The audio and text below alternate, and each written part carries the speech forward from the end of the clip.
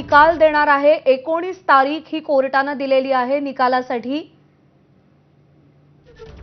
आणि आता पुन्हा एकदा निकालाची तारीख बदलण्यात आलेली आहे। 20 जून 19 ऐवजी 20 जून ही तारीख निश्चित करण्यात आलेली आहे।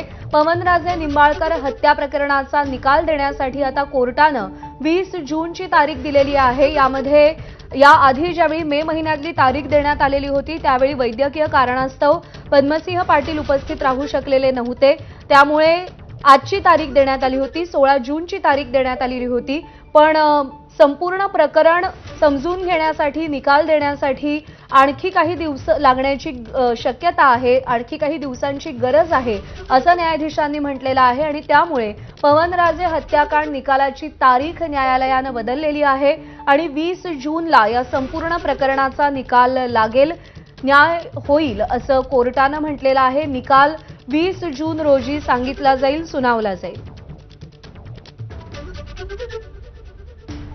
सूरज सावंत आपले प्रतिनिधी आपल्याला या सगळ्या संदर्भात अधिक अपडेट देतील। सूरज, सुनावणी सुरू झाल्यानंतर अवघ्या काही मिनिटांमध्ये न्यायाधीशांनी सांगितलं की 20 जूनला निकाल दिला जाईल। सध्या कोर्ट परिसरामध्ये नेमकं काय वातावरण पाहायला मिळतंय? ओमराजे निंबाळकर बाहेर आलेत का? त्यांनी काही प्रतिक्रिया वगैरे दिली आहे का? बंदोबस्त हा वाढवण्यात शरद राजकीय आपण पाहिलं तर निर्माण झालेला होता। एकूणच हे बाहेर पडणार होते, मात्र काही कारणास्तव पुन्हा एकदा ते आतमध्ये हजेरी नेण्यात आलेला आहे। अँब्युलन्स ही देखील या ठिकाणी उपस्थित आहे, ज्यातून पद्मसिंह पाटील हे आलेले होते। ओमराजे निंबाळकर त्यांचे कुटुंबीय हे आतमध्ये दाखल झालेला आहे।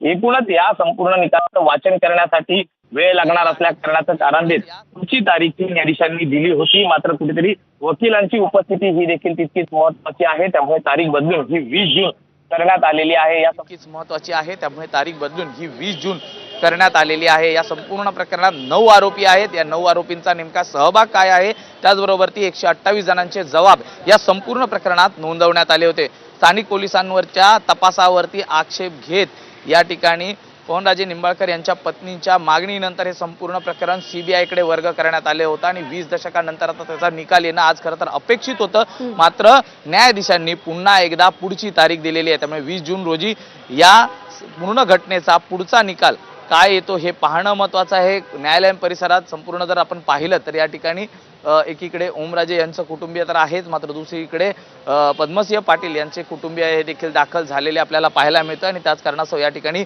पोलीस बंदोबस्त हा देखील वाढवण्यात आलेला आहे। आता ज्या ठिकाणी जर आपण पाहिलं तर पद्मसिंह पाटील हे थोड्याच वेळात बाहेर पडणार होते, मात्र त्या ठिकाणी जागेची कमतरता लक्षात घेता त्यांना आतमध्ये कोर्ट परिसरामध्ये अँब्युलन्स घेऊन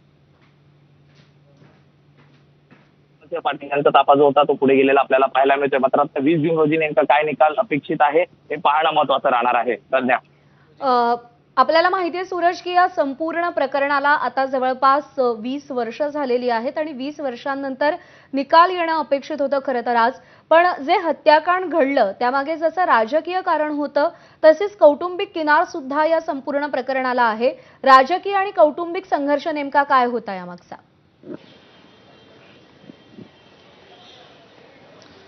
नक्कीच ज्या 2006 मध्ये ही ज्यावेळी घटना घडली, पवनराजे हे काँग्रेसचे आमदार होते, दोघा भावांमध्ये खूप चांगलं जर आपण म्हटलं तर एक सलोखा होता, मात्र दुसरीकडे एकूणच राजकीय किनार ही लाभली की ज्यावेळी धाराशिवमध्ये पद्मसिंह पाटील हे मंत्री झाल्यानंतर मतदारसंघांमध्ये पवनराजे हाच एक चेहरा होता आणि यामुळेच कुठेतरी पवनराजे आणि पद्मसिंह पाटलां यांच्यामध्ये उत्कृष्ट आलं आणि त्याच्यानंतर पवनराजे निवडून आल्यानंतर ही कुठेतरी जी दोन घराण्यांमधली जी दरी आहे ही खोलवर गेलेली होती आणि यातूनच राजकीय सुडेतून हे संपूर्ण हत्याकांड झाल्याचं जे समोर आपल्याला आलेलं पाहायला मिळालं होतं। 2009 मध्ये हे संपूर्ण प्रकरण ज्यावेळी सीबीआयकडे वर्ग करण्यात आलं होतं त्यावेळी या 9 आरोपींमध्ये मुख्य आरोपी म्हणून पद्मसिंह पाटील यांना अटकेची कारवाई देखील करण्यात आली होती, मात्र एकूणच त्यांचं वय आणि वैद्यकीय कारणास्तव त्यांना 2009 पासून ते वैद्यकीय जामिनावरती आहे, तर इतर आरोपींना देखील वैद्यकीय जामीन आणि इतर कारणांवरनं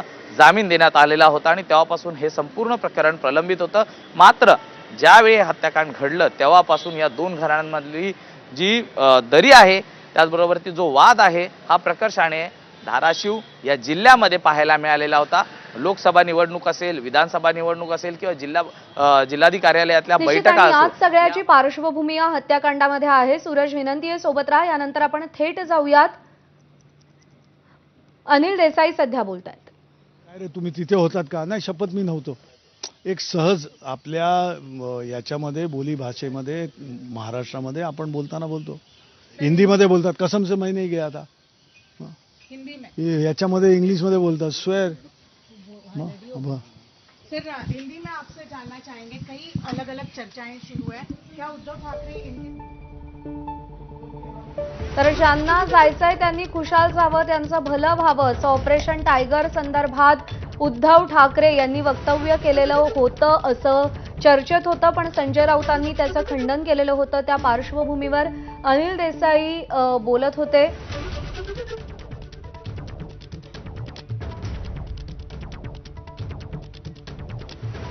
दरम्यान या सगळ्या घडामोडींकडे आपलं लक्ष असेल एक